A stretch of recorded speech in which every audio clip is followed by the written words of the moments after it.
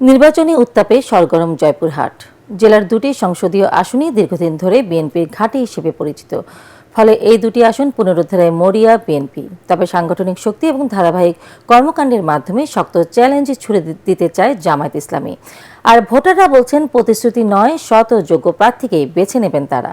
জয়পুরহাট প্রতিনিধি রফিকুর রহমানের পাঠানো রিপোর্ট জানাচ্ছেন আসিফুর রহমান সাগর।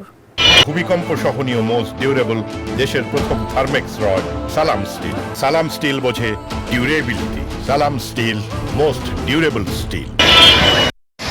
পাঁচবিবি ও সদর উপজেলা নিয়ে গঠিত জয়পুরহাট এক আসনে ধানের শীষের প্রার্থী মাসুদ রানার প্রধান দলীয় ঘাঁটি পুনরুদ্ধারের লক্ষ্য নিয়ে মাঠে রয়েছেন। তাকে চ্যালেঞ্জ জানাচ্ছেন জামায়াতে ইসলামীর প্রার্থী ফজলুর রহমান সাইদ ও স্বতন্ত্র প্রার্থী সাবিকুন নাহার শিখা। আমি জয়পুরহাট যে মেডিকেল কলেজ স্থাপন করতে চাই, জয়পুরহাটের পাইপলাইনে গ্যাস আনতে চাই এবং পাঁচবিবি যে টেক্সটাইল মিল আছে সেই টেক্সটাইল ইঞ্জিনিয়ারিং ইনস্টিটিউট করতে চাই।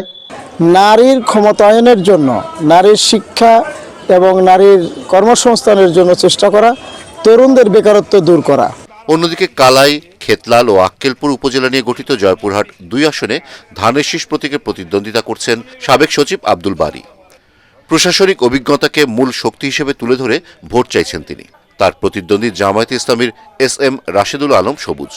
এছাড়া এবি পার্টির SA জাহিদও প্রচারণায় রয়েছেন।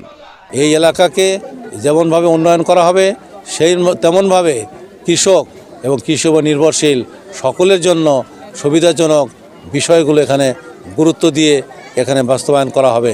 মাদক মুক্ত সমাজ, অর্থনৈতিক সমস্যার সমাধান, নারীদের অধিকার আদায়, অমুসলিমদের ধর্মীয় স্বাধীনতা এবং নিরাপত্তা।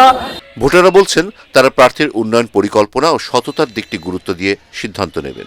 ঋণ খেলাপি না হবে, সৎ নিষ্ঠাবান হবে, সৎ চরিত্রবান হবে, সকলে সুখে দুঃখে কাজ করবে, এরকম একজন প্রার্থী হলে আমাদের জন্য, সবার জন্য, সকলের জন্য ভালো হয়। আমরা তো শ্রমিক মানুষ, আমাদের পাশে যারা থাকবে তাদেরকে আমরা ভোট দেবো।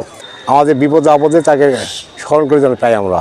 প্রার্থীদের গ্রহণযোগ্যতার এই লড়াইয়ে শেষ পর্যন্ত ভোটাররা কাকে বেছে নেবেন সেই আলোচনাই চলছে পাড়া মহল্লায়।